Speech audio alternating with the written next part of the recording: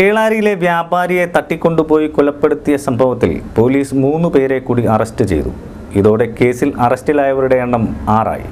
കഴിഞ്ഞ ഞായറാഴ്ചയാണ് വ്യാപാരിയുടെ മൃതദേഹം വയനാട് ചുരത്തിൽ നിന്നും കണ്ടെത്തിയത്. ചേളാരിയിൽ നിന്ന് വ്യാപാരിയെ തട്ടിക്കൊണ്ടുപോയി കൊലപ്പെടുത്തി വയനാട് ചുരത്തിൽ തള്ളിയ കേസിൽ 3 പേരെ കൂടി തിരൂരങ്ങാടി പോലീസ് അറസ്റ്റ് ചെയ്തു. നീരോൽപാലം പറമ്പാളി പൊന്നച്ചൻ വീട്ടിൽ മുഹമ്മദ് റഫീഖ്, പള്ളിക്കൽ സ്വദേശികളായ വിജേഷ്, രാജേഷ് എന്നിവരാണ് അറസ്റ്റിലായത്. സംഭവവുമായി ബന്ധപ്പെട്ട് മുഖ്യപ്രതികളായ പള്ളിക്കൽ ബസാർ സ്വദേശികളായ ഫാസിർ അൻസാർ, താഴത്തേരി അൻസാർ, മന്താട്ടുപുറം അഷ്റഫ് എന്നിവർ മുൻപ് അറസ്റ്റിലായിരുന്നു. അറസ്റ്റിലായ പ്രതികളെ ചോദ്യം ചെയ്തതിൽ നിന്നാണ് വ്യാപാരിയെ കൊന്ന് വയനാട് ചുരത്തിൽ തള്ളിയതായി വിവരം ലഭിച്ചത്. നവംബർ 19-നാണ് തിരൂരങ്ങാടി ചെമ്പലങ്ങാടിയിൽ നിന്നും ഫാസിർ അൻസാർ അടക്കം 5 പേരടങ്ങുന്ന സംഘം കുഞ്ഞു മുഹമ്മദിനെ പലപ്രയോഗത്തിലൂടെ ജീപ്പിൽ കയറ്റി കൊണ്ടുപോയത്. വാഹനത്തിൽ വെച്ച് ബഹളം വെച്ച കുഞ്ഞു മുഹമ്മദിനെ നിശബ്ദനാക്കാനുള്ള ശ്രമത്തിനിടയിൽ പാണമ്പ്രയ്ക്കും കോഴിക്കോട് മെഡിക്കൽ കോളേജിനും ഇടയ്ക്ക് വെച്ച് കുഞ്ഞു മുഹമ്മദ് മരിച്ചതായി പ്രതികൾ മനസ്സിലാക്കി. തുടർന്ന് പ്രതികളുടെ സുഹൃത്തായ റാഫിയും ആഷിഖും ഒരു സ്വകാര്യ കാറിലെത്തി മൃതദേഹം അതിലേക്ക് മാറ്റി. പിന്നീട് വയനാട് ചുരം 7-ാം വളവിനും 8-ാം വളവിനും ഇടയിൽ കൊക്കയിലേക്ക് മൃതദേഹം തള്ളുകയായിരുന്നു. കുഞ്ഞു മുഹമ്മദിനെ തട്ടിക്കൊണ്ടുപോകാൻ ഉപയോഗിച്ച ജീപ്പിന്റെ ഡ്രൈവർ അഷ്റഫിനെ കസ്റ്റഡിയിലെടുത്തതോടെയാണ് കേസിന്റെ ചുരുളഴിഞ്ഞത്. കൊക്കയിൽ മരങ്ങൾക്കും വള്ളികൾക്കുമിടയിൽ തങ്ങി നിന്ന മൃതദേഹം അഴുകിയ നിലയിലായിരുന്നു.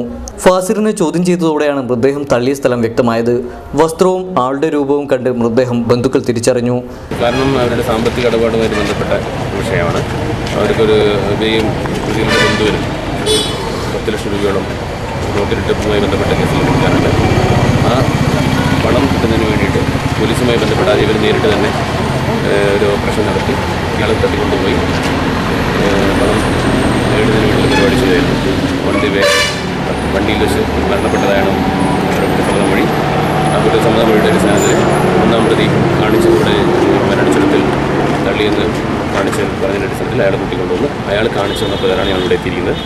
ഇവിടെ ബോഡി ഇൻക്വസ്റ്റ് നടത്തി പോസ്റ്റ്മോർട്ടം നടത്തിയതിന് ശേഷം സംശയം കുറച്ച് ആൾക്കാരെ നമ്മൾ അന്വേഷിച്ച് വരുന്നുണ്ട്. ഇതിനെപ്പറ്റി സൂചനയുണ്ട്. കോഴിക്കോട് മെഡിക്കൽ കോളേജിൽ വെച്ച് പോസ്റ്റ്മോർട്ടത്തിന് ശേഷം മൃതദേഹം ബന്ധുക്കൾക്ക് വിട്ടുകൊടുത്തു. മലപ്പുറം ഡിവൈഎസ്പി അഭിലാഷിന്റെ നിർദ്ദേശപ്രകാരം Thenhipalam SI P Manoharan, K Rayan, civil police ഓഫീസർമാരായ K സലേഷ്, ദിനേശൻ, പ്രമോദ് എന്നിവരും അന്വേഷണ സംഘത്തിലുണ്ടായിരുന്നു.